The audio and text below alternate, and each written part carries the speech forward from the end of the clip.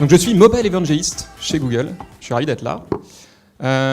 Et il n'y a pas longtemps, Médiamétrie a publié l'année Internet 2017. Il y avait plein de chiffres hyper intéressants dans ce dossier. Et moi, il y en a un que j'ai particulièrement retenu, c'est celui-ci. 18% des Français se connectent chaque jour en utilisant exclusivement leur smartphone.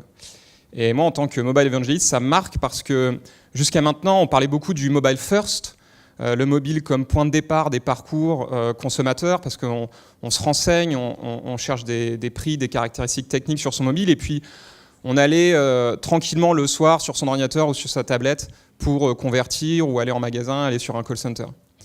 Mais maintenant que les téléphones sont avec des écrans de plus en plus grands, les téléphones sont de plus en plus rapides, en fait, c'est de plus en plus confortable de surfer sur son téléphone.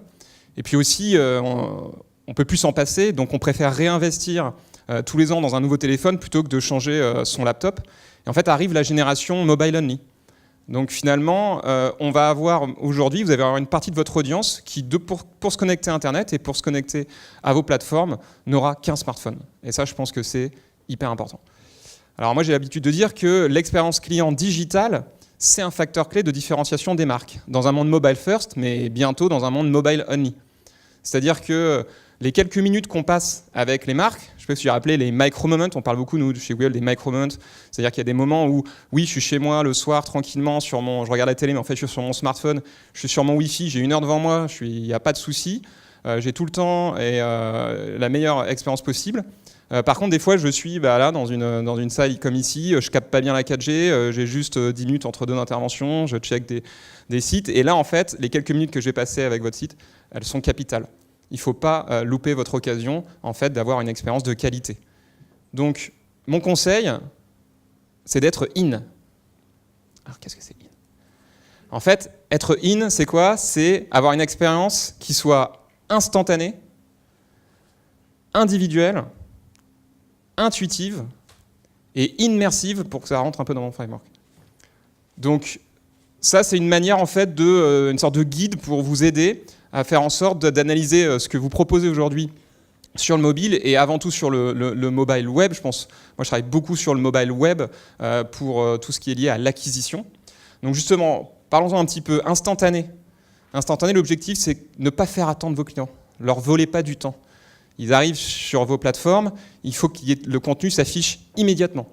L'année dernière, en fait, on a pas mal partagé cette stat. 1 visite sur 2 est abandonnée sur le site si la page met plus de 3 secondes à se charger en 3G. En fait, il y a cette barrière des 3 secondes qui est hyper importante et que vous devez avoir en tête. Alors, pour vous aider, il y a plusieurs choses. La première, c'est ce qu'on voit à droite, Lighthouse. Je ne sais pas si vous connaissez, c'est un outil, c'est même une extension sur Chrome, hyper pratique, qui vous donne des analyses sur plein de choses sur votre site, dont un score de performance sur 100. Et vous pouvez analyser les URL les principales URL de votre site, par exemple, et essayer d'atteindre le meilleur score possible pour avoir ce score traduit finalement une bonne expérience en termes de web performance. Une autre manière en fait d'offrir une expérience rapide, c'est les pages AMP, Accelerated Mobile Pages, qui ne sont pas réservées aux éditeurs de presse uniquement. Ce ne sont pas que des pages pour du texte et des images, c'est aussi des pages riches en termes de fonctionnalités. L'objectif ici, c'est bien vos pages d'atterrissage, les landing pages qu'on va créer en AMP pour que le premier contact avec la marque soit instantané et que dès que je recherche une information, ça s'affiche tout de suite. Ici, on voit par exemple Cdiscount a lancé des milliers de pages AMP sur des listes de produits. Et une page AMP, en moyenne, d'après une étude Forrester, elle génère 20% de conversion en plus et 20% de temps passé en plus. Donc, individuel maintenant. Individuel, c'est juste que, par exemple, Zalando, la première fois que j'arrive sur le site, il va me demander est-ce que je suis un homme, une femme ou un enfant, et après, à chaque fois que je reviens, j'aurai le contenu de homme, en l'occurrence, puisque j'ai choisi homme. Les furets, je commence un parcours qui est assez complexe. À un moment, je peux dire, bon, allez, j'ai pas le temps, je continuerai plus tard, il me demande des pièces que j'ai pas. Quand je reviens, on va me dire, ah tiens, est-ce que tu veux reprendre le parcours que tu avais fait? Booking, dès que j'arrive sur le site de Booking, il me dit, tiens, en fait, voilà les derniers hôtels que tu as vus. Ça, pour moi, ça devrait être la base. C'est-à-dire que quand j'arrive sur un site, on devrait dire, voilà, tu t'intéressais à ça, tu peux reprendre ton contenu, adapter en fait le contenu à votre audience pour différencier, pour être toujours plus personnel et améliorer l'expérience, faciliter la vie de vos clients. toujours le même, et apporteur de la valeur ajoutée. Intuitive. Intuitive, ça passe par une bonne ergonomie. Alors, on communiquait pas mal sur les 25 principes ergonomiques chez Google. Vous pouvez trouver ça en ligne. Donc, une grille de 25 principes qui permet de voir si votre site offre une bonne ergonomie. Mais il n'y a pas que l'ergonomie, il y a aussi les fonctionnalités qu'on peut apporter à un site. Et donc, effectivement, on vient de publier une grande étude sur plus de 15 pays en Europe, mais aussi on va jusqu'en Afrique du Sud, en Turquie, Israël. Donc on a audité des sites du secteur retail, travel et finance. Presque 500 sites ont été audités. Et on a pu faire un classement dans chaque pays, en fait, et un classement global pour voir quels étaient les meilleurs sites, ceux qui proposaient la meilleure expérience en termes donc, de fonctionnalités présentes sur le site. Et on a intégré aussi le critère de la vitesse avec le score Lighthouse. Et voilà le résultat. Déjà, au global, en France, on est plutôt bien placé, notamment sur le travel. Donc là, en fait, ce sont les sites travel qui sont présents en France.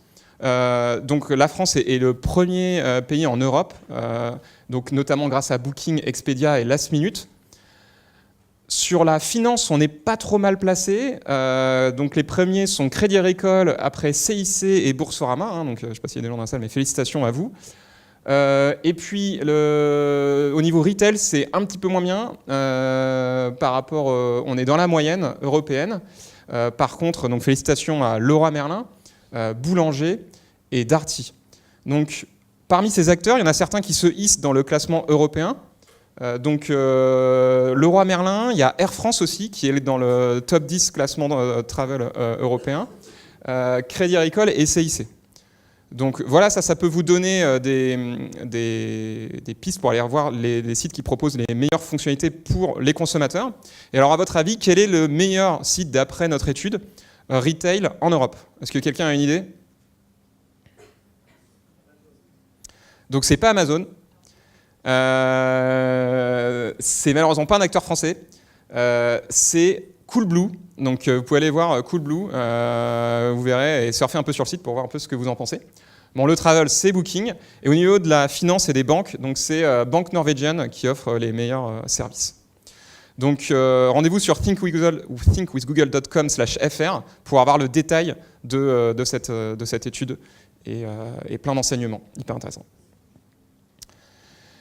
Intuitive passe aussi par une expérience plus fluide, sans frein, et quelque chose qui peut aider à booster votre expérience sur le mobile web, ce sont les Progressive Web Apps.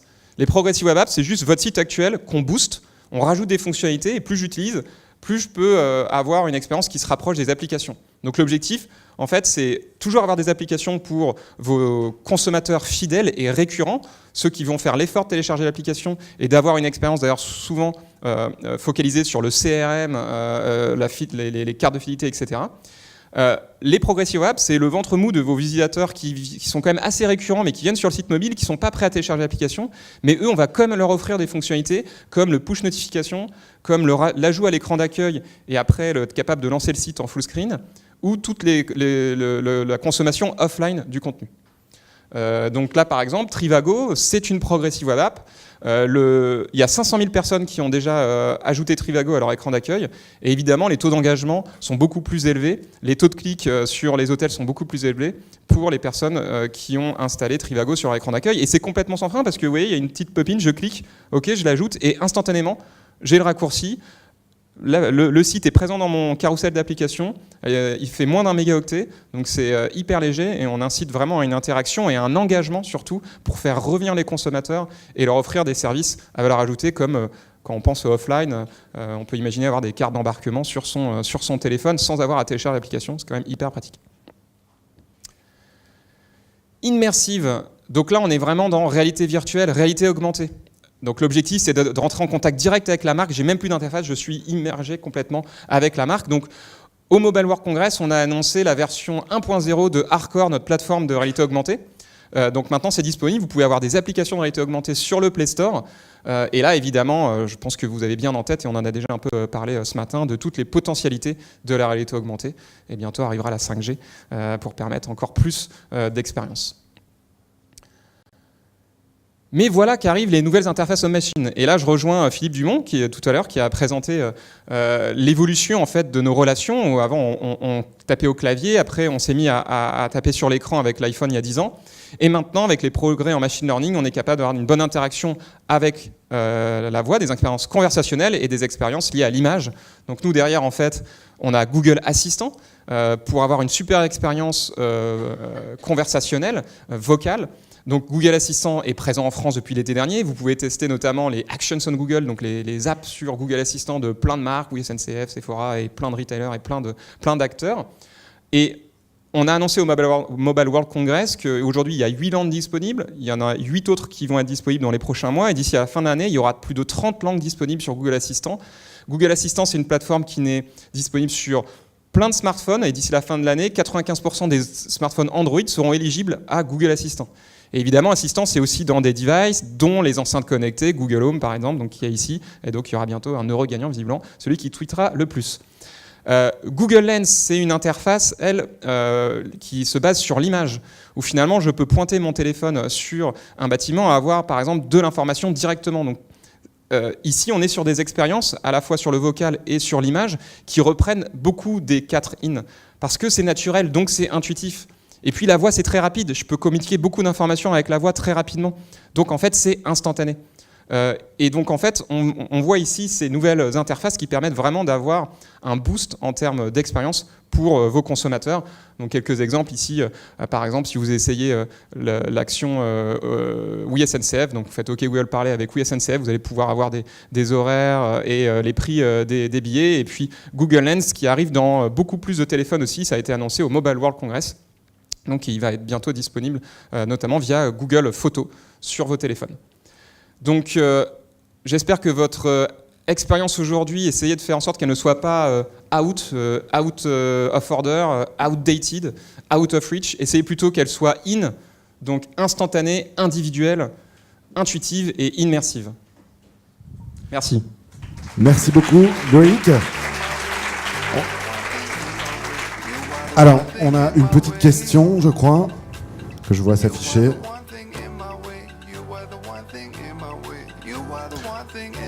Où se trouve la limite entre individualiser et surveiller? Oui, donc là, ici, alors je ne sais pas sur quelle partie particulière se réfère cette question, mais l'objectif ici n'est pas de surveiller. Alors si je pense à tout ce qu'on propose, il y a plein d'expériences aujourd'hui qui sont rendues possibles avec des nouveaux devices où notamment on a parlé du vocal, on en parlait aussi un petit peu avant. Le principe pour avoir une expérience vocale, c'est être capable d'avoir un micro activé pour entendre le consommateur et être capable de lui répondre.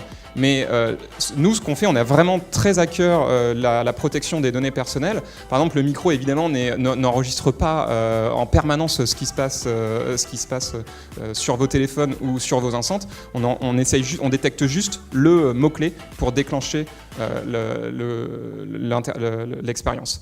Après, aussi, nous, l'objectif, c'est de toujours rendre disponible d'une façon très transparente toutes les informations demandées par le consommateur sur je ne sais pas si vous avez déjà été voir votre dashboard personnel Google. Vous pouvez voir toutes les requêtes que vous avez faites, vous pouvez les supprimer tout ce que vous n'avez pas envie de laisser auprès de Google. Et ça, on est très très clair là-dessus. Et je pense que d'ailleurs, on est presque plus clair que les autres. Et je vous incite à regarder tout ce que vous pouvez faire avec vos dashboards personnels Google. Merci beaucoup, Loïc.